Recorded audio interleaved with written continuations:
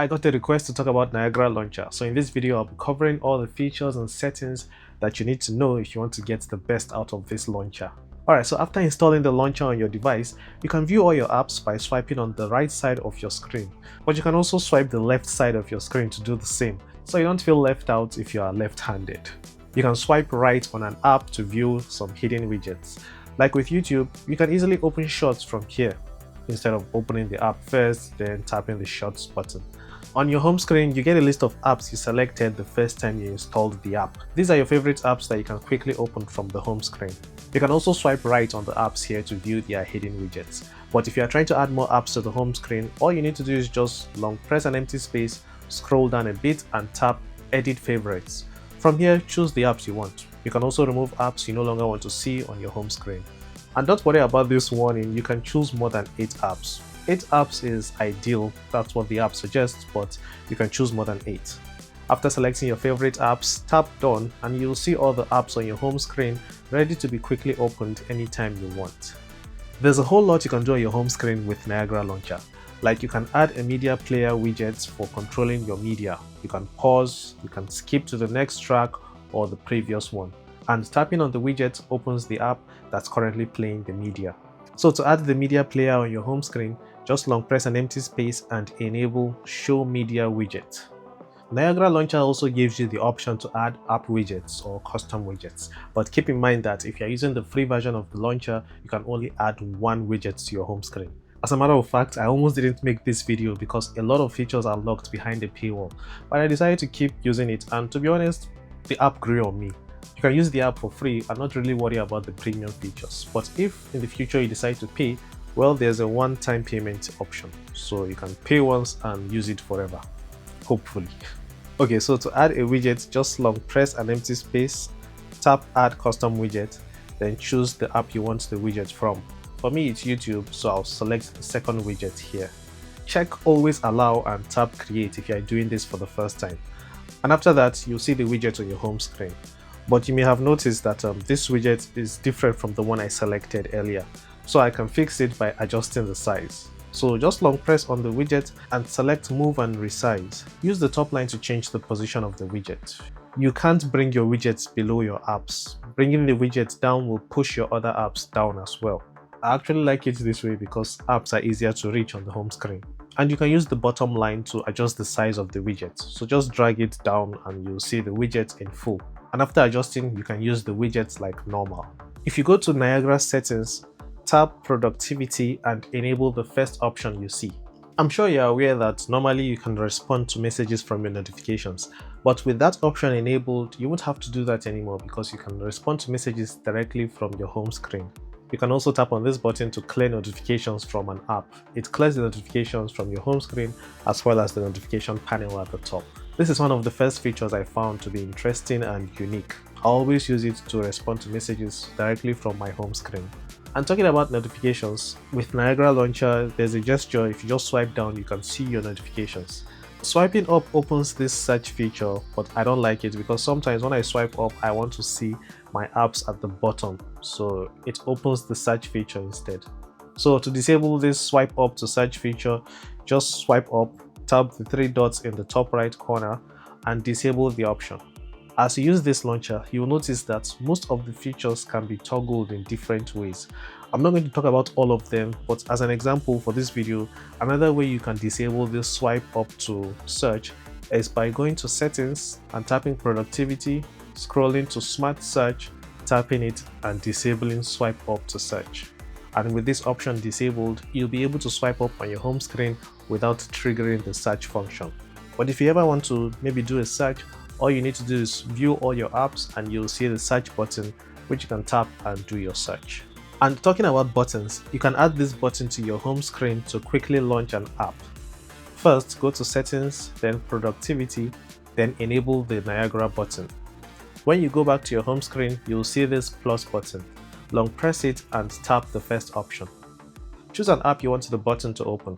I'll select Gemini. After you select yours, tap Done. Now when I tap on the button, Gemini opens and I can start a conversation with it. The second option is for premium users, so I'll be skipping that in this video. maybe in the future I'll make a video covering all the premium features you get from Niagara Launcher, because honestly there's a lot of them. Okay, so you can hide apps using this launcher. From the productivity page, scroll to hide apps, tap it and tap hide unused apps. You'll see a list of all your apps. Choose the ones you wish to hide and tap done. The apps you selected will be removed from your app list. As you can see, I selected Chrome, so Chrome is no longer on this list. The Chrome you're seeing there is another version of Chrome. It's called Chrome Beta. If you ever want to view your hidden apps or open any of them, you need to head back to the hide apps option and you can choose any app you want to open from here. You can also tap the edit button to hide more apps or remove the apps you have hidden. Folders are supported in Niagara Launcher, and to create one, just head to the productivity page, scroll down and tap the folder option to create one. Tap favorites, then tap create. The second option is for premium users, so I'm going to skip that as well in this video. Anyway, so after tapping create, you'll see the folder on your home screen. Long press it, tap edit and select all the apps you want to add to the folder, and after you're done, tap done. Now when you tap on the folder, you'll see all the apps you have selected. Now you can open any one you want. You can change the name of the folder by long pressing and tapping on the label. Give it the name you want and tap OK. If you're no longer interested in using the folder, you want to delete it, just long press on it and tap remove and tap delete. If you have an icon pack you want to use with Niagara Launcher, all you need to do is just head to the settings page, tap themes, tap edit current theme, then tap this icon down here and scroll down and select the icon pack you want to use. Niagara Launcher comes with a few pre-installed icon packs, but they are mostly part of the premium features, so just use the ones you have. You can download many icon packs from the Play Store for free. I can recommend this one called Icon Pack Studio. You'll get a lot of free packs from this app. I've made a video showing how to use the app, so I'm going to leave a link to it in the description of this video.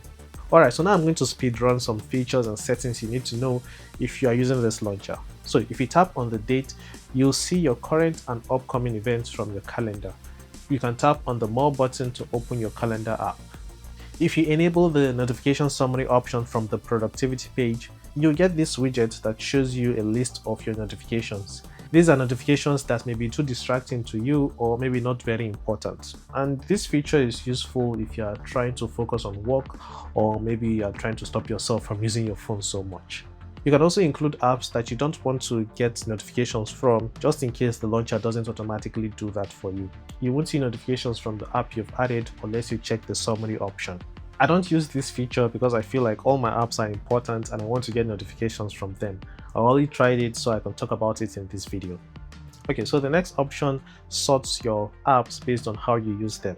For example, if I tap on the letter Y, you can see that UCut is first, YouTube is second, and YouTube Music is third. Now if I enable this option and tap Y, you can see that YouTube is now first and UCut is third. That's because I use YouTube more than I use UCut, and that's how your other apps will be listed based on their first letters.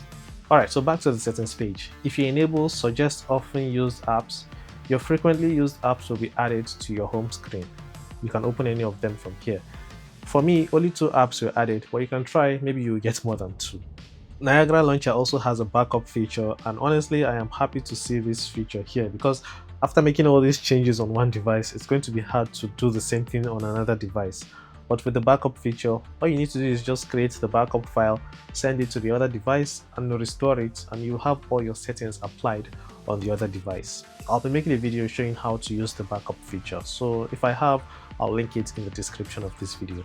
I want to talk about editing themes next, but that will make this already long video even longer. So I'll be making a dedicated video on how to edit themes in Niagara Launcher. So yeah, I'll do that and I'll leave a link to it in the description as well. There's a lot you can do with this launcher, honestly. Alright, so at the time of recording this video, I have 299 subscribers, but I believe by the time I'm done and this video is live, I should have more than 300. So I want to say thank you guys for liking and subscribing to the channel. Honestly, I would have done this video a while ago, but my laptop got stolen. I've gotten a new one because I tried editing on my phone. It was a pain for me. I know there are people that do that, but I couldn't do it. So that's why I had to just get a new one so I could make this video. So honestly, your support means a lot. Thank you so much. And yeah, I guess that's all for this video. I'll be seeing you in the next one. Take care and bye-bye.